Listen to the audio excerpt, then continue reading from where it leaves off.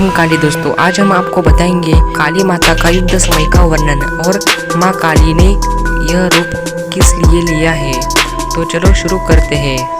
हिंदू धर्म में माँ कालिका का प्रमुख स्थान है। काली का अर्थ है समय और काल। ऐसा माना जाता है कि उनकी उत्पत्ति समय और काल से पापियों का विनाश करने के लिए हुई थी।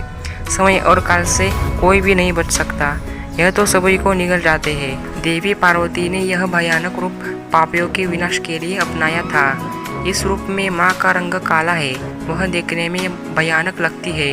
उनके एक हाथ में कटार और दूसरे हाथ में कप्पर और गले में मुंडमाला है। इस रूप में माँ का निवास स्थान शमशान है, पर माँ असुरों के लिए ही भयानक है। भक्तजनों को तो माँ एक माँ है और इस रूप में माँ शव पर सवारी करती है। बंगाल और आसाम में माँ काली की पूजा विशेष रूप से की जाती है। माँ का यह रूप अत्यधिक भयानक है। हालांकि माँ ने सिर्फ असुरों का विनाश करने के लिए ही यह रूप धारण किया है। माँ का यह रूप कितना भी भयानक हो, लेकिन सच्चे भक्त के लिए तो माँ का यह रूप त्रिभुवन सुंदरी का है। इस बात पर एक लाइक और एक सब्सक्राइब तो बनता है। एक बार दारुक नाम के पापी असुर ने ब्रह्मा जी की कठोर तपस्या करके उनको प्रसन्न कर लिया।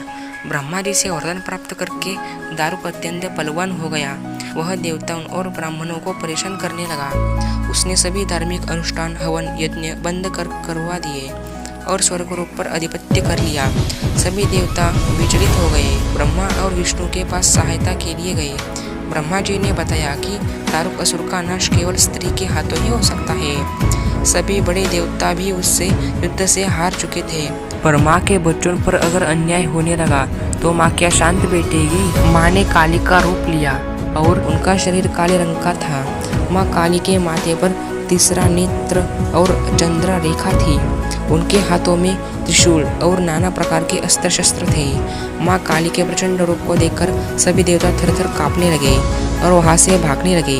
युद्ध में दारुक असुर माँ काली से पराजित हुआ और इस तरह उस दुष्ट का अंत हुआ। माँ काली के भयानक रूप से चारों तरफ अग्नि की लपटें उत्पन्न हो गई थी। दारुक नाम के राक्षस का वध करके माँ अत्यधिक क्रोधित हो गई थी। माँ काली का क्रोध को सिर्फ भगवान शिव ही रोक सकते थे, इसलिए उन्होंने एक बालक का अवतार लिया। भगवान शिव स्मशान पहुंचे और वहां पर बालक के रूप में लेट कर रोने लगे। छोटे बालक को देखकर माँ काली का क्रोध शांत हो गया। उनके हृदय में वात्सल्य भावना जागृत हो गई। उन्होंने शिव रूपी उस छोटे बालक को उठा लिया और अपने स्तनों से दूध पिलाने लगी। इस प्रकार शिव जी ने उनके क्रोध को शांत किया। इस तरह माँ काली का प्रचंड और भयानक क्रोध शांत हुआ। उसके बाद माँ काली मूर्छित हो गई। उन्हें होश में लाने के लिए भगवान शिव ने तांडव नृत्य किया।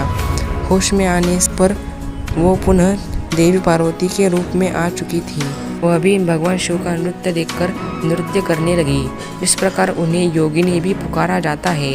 माँ काली ने महिषासुर, चंडमुंड, धूम्राक्ष, रक्तबीज, शुंभ निशुंभ जैसे राक्षसों का वध किया है। अगर आपको ये वीडियो अच्छा लगा हो तो लाइक कीजिए और चैनल को सब्सक्राइब कीजिए और ये वीडियो तमाम देवी भक्तों तक शेयर कीजिए। तो चलो मिलते हैं अगली वीडियो में। जय महाकाली।